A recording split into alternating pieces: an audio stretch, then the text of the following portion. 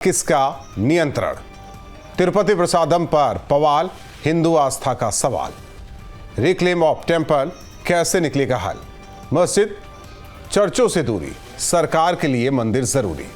मंदिरों में सरकार, आस्था पर तलवार। इन्हीं सवालों के साथ मेहमानों से करेंगे चर्चा। आचार्य शैलेश तिवारी जी, वैदिक तंत्र गुरु, हमारे साथ जुड़े हैं। हाजी नाजिम खान, मुस्लिम एक्टिविस्ट, हमारे साथ जुड़े हैं। प्रोफेसर विनय पाठक जी, राजनीतिक विश्लेषक, हमारे साथ जुड़े हैं। प्रोफेसर विनय पाठक जी, कुछ उदाहरण के साथ सवाल है कि वैष्णो देवी मंदिर पर सरकार का नियंत्रण, श्राइन बोर्ड का सबसे बड़ा अधिकारी वहां का उपराज्यपाल, जबकि उसी राज्य में हजरत बल दरगाह सरकार का कोई नियंत्रण नहीं। इसके अलावा राजस्थान पुष्कर मंदिर पर राजस्थान सरकार का नियंत्रण, लेकिन अजमेर शरीफ दरगाह पर सरकार का कोई नियंत्रण नहीं। दिल्ली कालका जी मंदिर सरकार के नियंत्रण में, जबकि जामा मस्जिद पर उसका कोई नियंत्रण नहीं। ये दोहरा मापदंड रवैया क्यों? क्योंकि जो ये प्रसाद का मामला सामने आया है, ये सच जुड़ता भी है, क्योंकि अगर हिंदुओं को सब कुछ चलाने के लिए मिलेगा, अपने हिसाब से वो चलाएंगे, सारी चीज़ें व्यवस्थित होंगी, लेकिन ऐसा नहीं है। ये दोहरा मापदंड क्यों है? मेरे से सवाल है जी। देखिए, जो भी ये आपने बात कही है अक्षरशः सत्य है। मैं आपको साधुवाद देना चाहता हूं कि आपके चैनल के माध्यम से, इस कार्यक्रम के माध्यम से आज लोग कम से कम थोड़ी बहुत असलियत जाने। मंदिरों पर सरकारों का आधिपत्य है, अधिकार, ये सभी लोग जानते हैं। और मैं आपको बता दूं कि हम लोग एक छोटे सी ऑर्गेनाइजेशन है जो जगत गुरु आदरणीय रामभद्राचार्य जी के मार्गदर्शन में लगभग 4500 मंदिरों को जोड़ चुके हैं। और हम लोगों की यही डिमांड है कि टेम्पल को फ्री करना चाहिए और धर्मार्थ कार्य से आया हुआ धन का उपयोग सिर्फ और सिर्फ धर्मार्थ कार्य में करना चाहिए। आप बताइए, यूनिवर्सिटीज को रेगुलेट करने के लिए यूजीसी है, जिसमें यूनिवर्सिटी के एक्सपर्ट होते हैं। मेडिकल के लिए एमसीआई है। अभी आपने बताया मस्जिदों के लिए वक्फ बोर्ड है। गुरुद्वारा के लिए शिरोमणि अकाली दल प्रबंधन कमेटी है। मगर ऐसा क्या कारण है कि सिर्फ और सिर्फ मंदिरों पर लगातार प्रतिहार और प्रतिघात किया जा रहा है? इसके पीछे कुछ ना कुछ तो उद्देश्य है। और मंदिर फ्री क्यों नहीं होने चाहिए? मंदिर से जो धन अर्जन होता है उसका काम समाज के कार्यों में होना चाहिए, उस मंदिर के विकास में होना चाहिए। उसके अगल बगल जो मंदिर और धर्म स्थल हैं जिनका अर्जन किसी कारण से कम है, उसके लिए क्यों नहीं होना चाहिए? आप बताइए कि भारत में क्या आप किसी एक ऐसे मंदिर का नाम बता सकते हैं जिसको सरकार ने कोई अनुदान दिया हो, जो सरकारी पैसे से संचालित हो, तो सरकार का उस पर कब्जा क्यों नहीं है? मेरा सवाल। सही बात है। आचार्य शैलेश तिवारी जी, सवाल इसी को लेकर है, ये दोहरा मापदंड क्यों है? आप लोगों के लिए, आपके मंदिरों के लिए सारी चीज़ें हैं, उसके लिए कानून भी है, नियम भी हैं, दूसरों के लिए नहीं है। अगर आप मांग करते हैं तो आप असहिष्णु हो जाते हैं। देखिए राहुल जी, यह सत्य है कि मस्जिदों के लिए कोई नियम कानून नहीं, उनका अपना ट्रस्ट है, उनका अपना संस्था खुद से संचालित होता है। गुरुद्वारा भी गुरुद्वारा तख्त साहिब के द्वारा संचालित होता है। चर्च भी अपने अपने नियमों के अनुसार संचालित करते हैं, जबकि हमारे मंदिरों का संचालन सरकार करती है।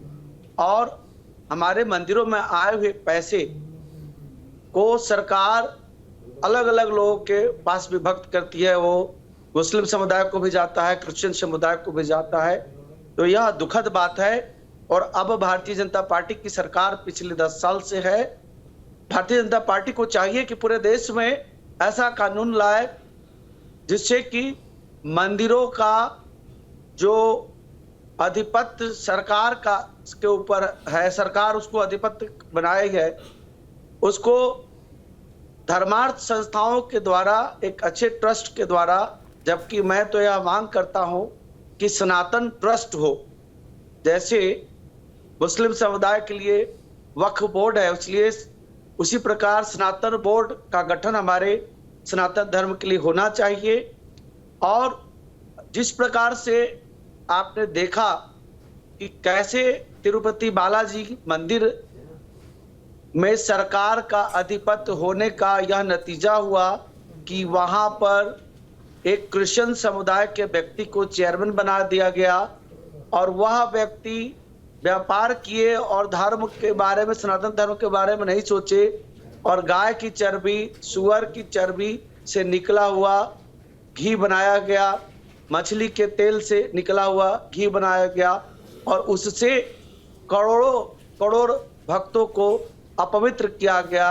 यह अपने आप में बहुत बड़ा समस्या है। हमें लगता है कि जो जिस भाईचारे की बात कही जा रही है, हाजिर नाजिम साहब, आप लोग भी सरकार से मांग कीजिए कि जैसे हम लोगों के लिए है वैसे इनके लिए भी होना चाहिए। हाँ राहुल जी, मेरी बात सुन पा रहे हैं आप? जी जी। हाँ देखिए राहुल जी, देखिए हम तो हमेशा देखिए एक ही बात कहते हैं कि ये मुल्क संविधान से चलता है और देखिए हम संवैधानिक लोग हैं और ये हम सभी की एक नैतिक जिम्मेदारी बनती है कि संविधान के तहत ही हम सभी को संविधान का पालन करना चाहिए और संवैधानिक बात करनी चाहिए।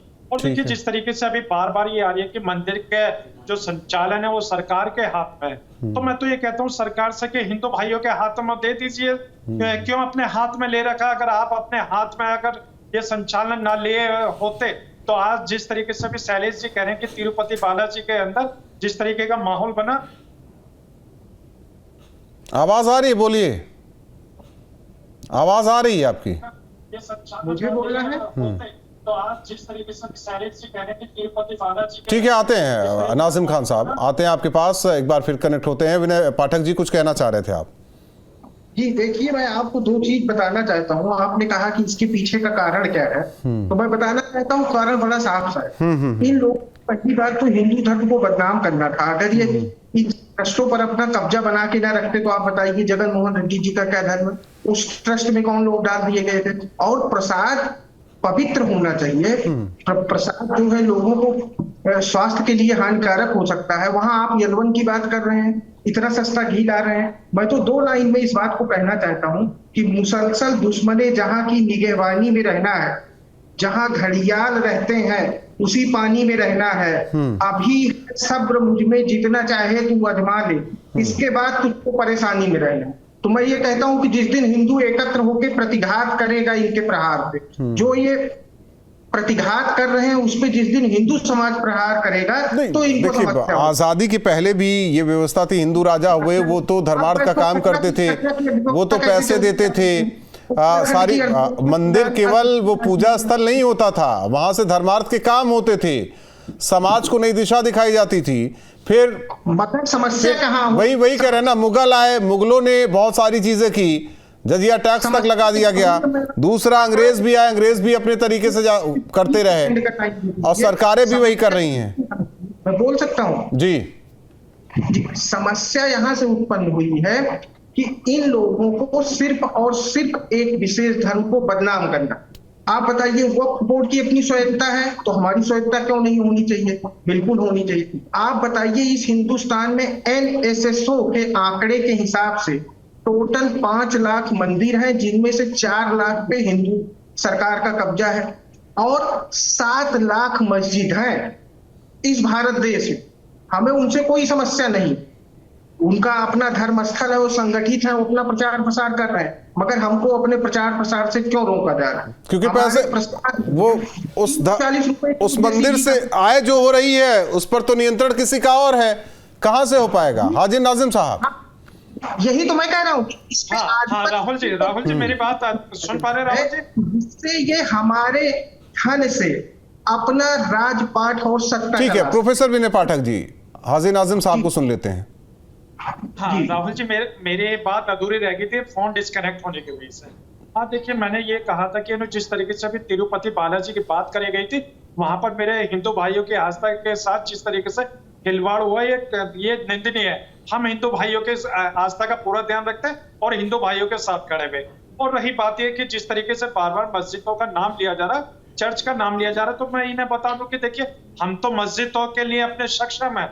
हर जो मस्जिद के अंदर काम होता है उस काम को बखूबी करते, लेकिन कहीं ना कहीं राहुल जी मंदिरों के अंदर भी भेदभाव होता है। आए दिन आपने देखा होगा कि अगर कोई VIP आदमी है तो वो अपनी फैमिली के साथ अलग लाइन में खड़ा हुआ। अगर यही बात कर रहे हैं ना, तो अगर इस पर भी बहस करनी है हाजिम नाजिम साहब, तो देवबंदी बरेलवी में नहीं जाते, बरेली देवबंदी में नहीं जाते, बाकायदा बोर्ड लिखा हुआ है। आप छोड़ दीजिए ना, उसकी बहस करेंगे तो वो लंबा खिंच जाएगा। साफ ये कहना है कि एक बात सुनिए, साफ कहना है कि हिंदू मंदिरों से होने वाले आय से टैक्स भी लिया जाता है, कई चीजें हैं, उसका उपयोग आप लोगों के लिए भी किया जाता है। तब तो आप लोग तो नहीं मना करते कि तो हिंदू मंदिरों का है, हमें क्यों दिया जा रहा है, ये तो उन्हीं को दे दिया जाए, वो सब अपना काम करें। राहुल जी देखिए, हिंदू मंदिर से लिया हुआ गया पैसा वो सरकार की तरफ से होता, तो देखिए सरकार उस पैसे का इस्तेमाल हर जगह करती है, चाहे वो सड़क के निर्माण में करे या किसी भी मदरसे के लिए करे, मस्जिदों को दे, वहां की बिजली फ्री हो, वहां पानी फ्री हो। राहुल जी देखिए, मैं तो ये कहता हूं कि देखिए भारत का मुसलमान भारतीय नागरिक है, और देखिए भारत सरकार, लेकिन हिंदुस्तान का हिंदू नागरिक नहीं है। हाँ, सुन लीजिए राहुल जी, मैं ठीक है, आ रहे हैं, शैलेश जी आ रहे हैं, बात तो सुन लीजिए, नाजिम साहब को सुन लें। देखिए हाँ, मैं कहता हूँ राहुल जी देखिए, भारतीय मुस्लिम भारतीय नागरिक है, और भारत सरकार की नैतिक जिम्मेदारी बनती है कि भारतीय मुस्लिम के साथ साथ जितने भी भारतीय आवाम है सबके सुरक्षा और सबको सम्मान के साथ, सबके साथ एक बिना भेदभाव का व्यवहार होना चाहिए। लेकिन कहीं ना कहीं हम लोगों को ऐसा लगता है राहुल जी कि कहीं हिंदू भाइयों के साथ जो अप्रिय घटना होती है उसका रिएक्शन हम लोगों के ऊपर थोपा जाता है। अभी देखिए बार बार मस्जिदों की बात आती है, तो मैं राहुल जी ये कहता हूँ कि देखिए भारत का मुसलमान अपने हिंदू भाइयों के साथ खड़ा हुआ है, हर वक्त खड़ा हुआ कि हिंदू भाइयों के ऊपर कोई भी आंच ना आ जाए। लेकिन कहीं भी अगर मुस्लिम समाज के साथ अगर कोई आज तब नहीं आई हाजिर नाजिम साहब, जब धर्मदान एक्ट 1951 इसके जरिए बहुत कुछ करने की कोशिश हुई देश में। ये तो आप लोगों ने कभी किसी मुस्लिम नेता ने नहीं बोला कि ये है क्यों, हिंदुओं के लिए क्यों है, ये सभी धर्मों पर लागू होना चाहिए, लेकिन नहीं होगा। आचार्य शैलेश जी जी राहुल जी, कब तक ऐसे रहेंगे आप लोग? ना आप धर्मार्थ का काम कर सकते हैं, ना मंदिरों के जरिए और भी कोई काम कर सकते हैं, प्रसाद में मिलावट होगी, देखिए आपके धर्म को भ्रष्ट किया जाएगा। देखिए राहुल जी, आज हमारे सनातन धर्म में इतनी विपदाएं इस कारण से आ रही है कि सनातन धर्म में संगठित नहीं है, कोई यूनिटी नहीं है, और सनातन धर्म में ही दो तरह के लोग हैं। एक नामधारी हिंदू हैं जो अपने आप को सो कॉल्ड सेकुलर बोलते हैं, अगर किसी तरह के मुद्दे और किसी तरह की बात आती है तो वह पक्ष लेना शुरू कर देते हैं विपक्षी पार्टियों का, चाहे वह मुस्लिम समुदाय हो या क्रिश्चियन समुदाय हो। इन सब कारणों से सनातन धर्म पर नहीं, कोर्ट खुला है ना, कोर्ट जाइए। हालांकि ऐसा नहीं है, सुप्रीम कोर्ट ने भी स्वीकार किया है, सुप्रीम कोर्ट ने साफ कहा है कि मंदिरों का संचालन और व्यवस्था भक्तों का काम है, वहां सरकारों का काम नहीं है। ये तो सुप्रीम कोर्ट भी की तरफ से ये टिप्पणी हो चुकी है। जाइए ना सुप्रीम कोर्ट, सीधी लड़ाई लड़िए। देखिए अब जो मुद्दा आ रहा है वो सुप्रीम कोर्ट तक ही आ रहा है, क्योंकि जिस तरह की घटनाएं घटी हैं, जिस तरह लड्डू बनाने में जिस तरह मांस का उपयोग किया गया, पता नहीं कहां कहां क्या क्या उपयोग हो रहा है। आप लोग तो अभी इसी में पड़े हैं, ये तो खुलासा हो गया। राहुल जी सुन लीजिए, पूरे भारत में मिलावटी घी बिक रहा, धड़ल्ले से वो छोड़ देते हैं हम, सचेत रहने की वो छोड़ दे रहे हैं हम शैलेश जी, लेकिन आप लोगों के ऊपर जो जिम्मा है धर्मार्थ का काम करना, सनातन को आगे बढ़ाना, उसकी जिम्मेदारी भी आप लोग समझिए और सोचिए। लड़ाई लंबी लड़नी पड़ेगी, क्योंकि हर चीज में लड़ाई लंबी आप लोगों ने लड़ी है। कुछ कहना चाह रहे हैं प्रोफेसर विनय पाठक जी? अखाड़ा परिषद एक मीटिंग मैं आपको एक चीज बताना चाहता हूँ कि भारत में सिर्फ केदारनाथ पे आज तक की रिपोर्टिंग है 211 करोड़ धन आए। मैं मंदिरों के मूवमेंट से तब जुड़ा जब स्टालिन सरकार ने 2000 किलो सोना मंदिरों का पिघला के राजस्व में लेना था। मद्रास उसमें कोर्ट ने डिसीजन दिया, स्टे दिया, सरकार ने एफिडेविट दिया कि 2000 किलो क्या है, हम तो 1977 से 5000 टन सोना लेके पिघला चुके हैं। आप समझ रहे हैं, 5000 टन सोना। मंदिर की जीडीपी की बात करें तो टोटल जीडीपी का 2.34% जीडीपी मंदिरों से आता है, बट मंदिरों को मिलता क्या है? यानी कि प्रोफेसर विनय पाठक जी, मंदिर सरकारों के लिए, एक मिनट, मंदिर, किसी का नाम, प्रोफेसर विनय पाठक जी, किसी से दुश्मनी नहीं है, बस मैं 10 सेकंड आप दे दीजिए। मेरा एक सवाल है मंदिर जो है सरकारों के लिए आय का स्रोत है और दूसरे वाले हैं वो वोट बैंक हैं। जी, मैं यही तो कहना चाह रहा हूं कि मंदिरों को ही आय का स्रोत क्यों बनाया गया है, और आय का स्रोत बढ़ाने के पीछे इतना बड़ा षड्यंत्र है कि जैसा इन्होंने कहा हिंदू दो टाइप के हैं। हिंदू दो टाइप के नहीं है, कोई सेकुलर नहीं है। हम लोग जाके धर्म स्थल में अपनी आस्था व्यक्त करते हैं, मगर हमारे पहरेदार, हमारे जो पहरेदार हैं, जो जिसको बनाना था उसको ना बना के सारा अधिकार खुद ले। पाठक जी, अनुरोध है सरकारें सिर्फ इतना कर दें, छोड़े सभी बहानों को, धर्म संपदा घोषित कर दें सारे धर्म के खजानों को, और धर्म संपदा के लिए एक देवालय रक्षण समिति, संरक्षण समिति, जो भी नाम देना बना दे, और उसमें सिर्फ और सिर्फ उस धर्म के विशेषज्ञ लोग रहे। अब आप बताइए कि आप मेरे से कहें, आप क्या जाके सुप्रीम कोर्ट में न्याय कर सकते हैं? वहां तो जो विधि वेदता है, जो न्याय का जानकार है, वही बैठ के जज बनेगा ना। मगर मंदिरों के साथ ऐसा नहीं है, बाकी सबके साथ ऐसा है। क्यों है? क्योंकि जितने लोग हैं, मैं जगन मोहन रेड्डी की बात कर लेता हूँ, इनकी कंपनी का घी था। जगन मोहन रेड्डी का एफिलिएशन किससे है सब जानते हैं। शैलेश आप जी, बताइए शैलेश जी, सुनिए हम लोग जी, आपको षड्यंत्र बना के प्रतिघात किया जा रहा है। पाठक जी मेरा बात सुनिए। पाठक जी, आपको नहीं पता है सनातन धर्म को सबसे बड़ा क्षति सेकुलर हिंदुओं से है, जो अपने आप को सेकुलर बोलते हैं, और सनातन धर्म के ऊपर जब आंच आता है तो वह मुस्लिम समुदाय और क्रिश्चियन तो ठीक है ना शैलेश तिवारी जी, जो हिंदू, एक मिनट प्रोफेसर पाठक जी, एक मिनट, शैलेश जी तब एक मिनट, नाजिम साहब, तो उनसे लड़ाई लड़िए ना, जो ठेकेदार बनते हैं सनातनियों के, उनसे कहिए ना कि आप मेरी लड़ाई लड़िए, हम आपके साथ हैं। वो कहाँ हैं आज? कहाँ वो मुंह छिपाए हैं? आखिर मांग क्यों अब हो रही है? राहुल जी, मैं आज आप बताइए कि सब लोग और हम होने छुपाते हैं, हम खुल करके बोलते हैं, कितने लोग और हमारा अखाड़ा परिषद जो है आप बता सकते हैं क्यों खड़ी है? स्तर पर हिंदू धर्म जो है विरोध कर रहा है। हिंदू धर्म निपट लेगा, आप बोर्ड बना दीजिए। नाजिम साहब। हाँ राहुल जी, देखिए जिस तरीके से बार बार एक चर्चाएं आ रही है और ये भी कहा जा रहा है कि मंदिरों का जो पैसा है वो मस्जिद और मदरसों को दिया जाता है, तो मैं ये कहता हूँ कि देखिए हमारी ऐतिहासिक धरोहर है जिसका राजस्व जो आता है वो राज्य सरकार के पास आता है, केंद्र सरकार के पास आता है, तो वो पैसा भी तो कहीं ना कहीं देखिए मंदिर, कौन से? ये जो गरीब, जो हमारी ऐतिहासिक धरोहर है, हमारे जो ऐतिहासिक धरोहर है, लाल किला है, कुतुब मीनार है, किसका है वो? और आपका ताजमहल है, ये सब भारत की अपनी ऐतिहासिक धरोहर है। तो ये हम मुस्लिम समाज के तो हैं, हम ये कह देते हैं नहीं, वो तो खजुराहो, वो छोड़ दीजिए ना, वो तो खजुराहो है, अजंता एलोरा भी है। आप कहाँ कैसी बातें कर रहे हैं आप? राहुल जी, मैं तो कह रहा हूँ कि अगर हम लोगों के हाथ में अगर ये दे देंगे तो देखिए उसका जो पैसा होगा तो देश की अर्थव्यवस्था के मजबूत नहीं, तो मंदिर आपके लिए क्या, मंदिर ऐतिहासिक धरोहर है, उससे जो आय होगा वो आप लोगों को मिल जाएगा, सही है। देखिए मैं तो कहता हूँ मेरे हिंदू भाइयों को पहले मिलना चाहिए, क्योंकि हिंदू भाई अक्सर ये कहते हैं कि नहीं, आप लोगों को तो आप ही से मतलब है ना। हाँ सुन तो लीजिए राहुल बस जी, ये टीवी डिबेट में आपने कह दिया चले गए, काम खत्म हो गया।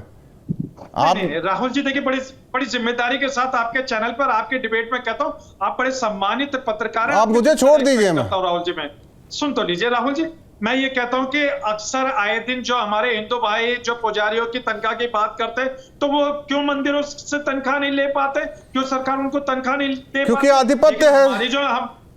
हमारी जो मस्जिद के जो इमाम होते हैं उनको तो हम तनख्वाह देते हैं, वो तो वक्फ बोर्ड देता है। पैसा सुनिए, इसलिए कि केजरीवाल से हम लोग अपनी मस्जिद के इमाम को पैसा देते हैं। सीखिए कुछ शैलेश जी, नाजिम साहब से कुछ सीखिए भाई साहब कि धर्मार्थ का काम कैसे होता है, मस्जिद कैसे वो चलाते हैं आप लोग, मंदिर कैसे चलता है आप लोगों का, धर्म का प्रचार प्रसार कैसे होता है, सीखिए आप। राहुल जी, हम लोग को सीखने की जरूरत नहीं है, हम लोग है जरूरत, क्यों नहीं है शैलेश तिवारी जी, क्यों नहीं है? अगर सीखने की जरूरत ना होती तो आज प्रसाद में फिश ऑयल और जो है नाम कैसे लूं मैं, जो मिला, बड़ा दुख, जो भक्त खाया, गंभीर, जो भक्त खाया, जिसकी श्रद्धा है। देखिए दिल्ली की जनता अगर केजरीवाल जैसे बेवकूफ और झूठे आदमी को अगर चुनेगी जनता तो इसी तरह की घटनाएं घटेगी। केजरीवाल जैसा आदमी जो दिल्ली का दिल्ली मुद्दा कहाँ से आ में गया? मुसलमानों को सैलरी देता है और मंदिर के पुजारियों को सैलरी नहीं देता। आप झूठ बोलते हैं शैलेश जी, आप झूठ बोलते हैं, सरासर झूठ बोल रहे हैं। जो मैं वहाँ के बिल्कुल इमाम, झूठ नहीं सुन बोल लीजिए, रहा जो हूँ। मस्जिद के जो इमाम होते हैं मस्जिदों के लोगों को उनको तनख्वाह सैलरी जो दे रहा है। मुसलमान सारे अपने पास पैसे इकट्ठे वक्फ करके बोर्ड देता है। आप झूठ बोलते हैं, केजरीवाल बोलता आप है कि झूठ बोलते हैं मरते दम सर। तक। अरे केजरीवाल सुन बोलता लीजिए, है आप कि झूठ मरते मत दम बोलिए, तक वो आप वक्फ झूठ बोर्ड मत बोलिए। को मैं तो ये पूरी कहता तरह हूँ से कि मस्जिद के इमामों को तो मुसलमान सहायता तनख्वाह करेगा। तो भाई मंदिर के पुजारियों को आप लोग क्यों तनख्वाह नहीं देते? क्यों वो आए दिन गुहार लगाते रहते हैं? इसका मतलब है कि आप लोग सिर्फ और सिर्फ हिंदू पुजारियों का शोषण कर रहे हैं और देश के अंदर ये फैला रहे कि सनातन धर्म के अंदर इस तरीके की बात हो रही है। अरे आप सनातन धर्म को खुद कमजोर कर रहे हैं, आप सनातन धर्म को खुद। अब इससे बड़ा आरोप क्या लगेगा शैलेश जी? अब इससे बड़ा आरोप क्या लगेगा? हाँ राहुल जी, मैं तो कहता हूँ सनातन धर्म को मजबूत करना चाहिए, शैलेश जी को आगे आना चाहिए, लेकिन ये सनातन धर्म को खुद कमजोर करते हैं। और देखिए इंशाल्लाह देखिए हम अपने इस्लाम का अच्छा प्रचार प्रसार करते हैं और इस्लाम हमारा मजबूत है। हम लोगों को बताने की जरूरत नहीं होती क्योंकि आर्टिकल 25 हम लोगों को परमिशन देता है हमारे रिलीजियस की। बात रखते हो, ये तो आप धार्मिक नारा लगाकर हम लोगों की मोबिलिजिंग कर देते हैं। अरे धार्मिक नारा लगाकर आप मुसलमानों की मोबिलिजिंग हो जाती है, उसके बारे में तो आप नहीं बोलते। अरे झूठ मत बोलिए सर। अरे आप आदरणीय धार्मिक गुरु हैं हिंदू भाइयों के, तो आप अगर झूठ बोलेंगे तो देश के हिंदू भाइयों की आस्था को ठेस पहुंचेगी। मैं ये कहता हूँ कि मुसलमानों की जो मुसलमानों की मोबिलिजिंग हो जाती है, तो आप सुन लीजिए, आप लोग क्यों आगे नहीं आते? आप लोगों को आगे आना चाहिए, मुसलमानों के साथ खड़ा होना चाहिए। मुझे एक चीज बता दीजिए हाजी नाजिम खान, एक मिनट प्रोफेसर साहब, नाजिम खान, सरकारें आप लोगों के साथ एक मिनट सरकार, नाजिम साहब, सरकार आप लोगों के साथ इतना नरम क्यों रहती है और हिंदुओं के साथ इतना गर्म क्यों? नाजिम साहब, कभी आकलन किया आपने? हाँ राहुल जी, आप मुझे 30 सेकंड दीजिए। पाठक साहब, आपसे सवाल नहीं है, नाजिम साहब से। हाँ राहुल जी, देखिए मैं बताता हूँ, देखिए सरकार कितनी नरम है। अगर उत्तर प्रदेश की मैं बात करूं तो उत्तर प्रदेश में एक लव जिहाद के नाम से कानून है। वहां पर देखिए लव जिहाद का मतलब ये होता है कि एक मुस्लिम लड़का होता है, हिंदू लड़की होती है, तो वहां लव जिहाद का कानून बन जाता है। लेकिन वहीं पर अगर हिंदू लड़की हो और मुसलमान लड़का हो तो वहां लव जिहाद का तो मायने देते हैं, लेकिन जहां ये जो है मुस्लिम लड़की और हिंदू लड़का होता है। प्रोफेसर विनय पाठक जी, संक्षेप में अपनी बात कहिए। जब नाम बदल करके शादी करता है तब लव जिहाद होता है। नहीं, नाजिम साहब का नाम हाजी नाजिम साहब है, न सोनू है, न मोनू है, न विनय है, न शैलेश है। अगर हाजी नाजिम खान साहब के नाम से ही आएंगे सामने तो वो नाजिम खान रहेंगे, लेकिन अब वो सोनू, मोनू, विनय या शैलेश या राहुल के नाम से आएंगे, कुछ करेंगे तो वो तो होगा ही होगा कुछ ना कुछ। हाँ प्रोफेसर विनय जी, संक्षेप में मुस्लिम लड़के हिंदू लड़का होता है तो वहां घर वापसी वाला जो नहीं तो कोई क्या शाहरुख खान या सलमान खान या कोई और खान बन के जाता है क्या? छोड़ दीजिए प्रोफेसर विनय पाठक जी। सबके लिए बराबर होना चाहिए, कानून सबके लिए बराबर होना चाहिए। आपका सवाल सही कह रहे हैं, कानून सबके लिए बराबर होना चाहिए क्योंकि आपकी मस्जिदों पर अधिकार नहीं है, उनके मंदिरों पर अधिकार है। हिंदू मैरिज एक्ट है लेकिन आपका पर्सनल है, उनकी जमीनें नहीं है लेकिन आपका वक्फ बोर्ड है। सही कह रहे हैं, कानून समान होना चाहिए। प्रोफेसर विनय पाठक जी, कि मंदिर धर्मार्थ का काम नहीं करते। आपको पता है पहले मंदिरों में वेधशाला होती थी, पाठशाला होती, चिकित्सालय होते थे। उन सारी जमीन पे, लैंड पे इन लोगों ने कब्जा कर लिया और अपने अपने लोगों को बांट दिया और उसके बाद अब मंदिरों का स्वरूप बिगड़ गया। मैं आपको बता रहा हूं कि सिर्फ दक्षिण में 11,449 ऐसे मंदिर हैं जहां एक टाइम की पूजा करना मुश्किल है, एक ही पुजारी है, उसकी खर्च नहीं निकल रहे हैं। और बताइए, सारी चीजें पता है। देखिए मंदिर केवल प्राचीन, अगर भारत को देखें तो मंदिर केवल मंदिर नहीं, वो देवस्थान नहीं, दिवालय नहीं, सामाजिक कार्य भी वहां से होते थे, समाज को दिशा भी दिखाने का काम होता था। लेकिन किस तरीके से अंकुश लगा वो आज तक सब देख रहे हैं। बहुत बहुत धन्यवाद आप तीनों मेहमानों का।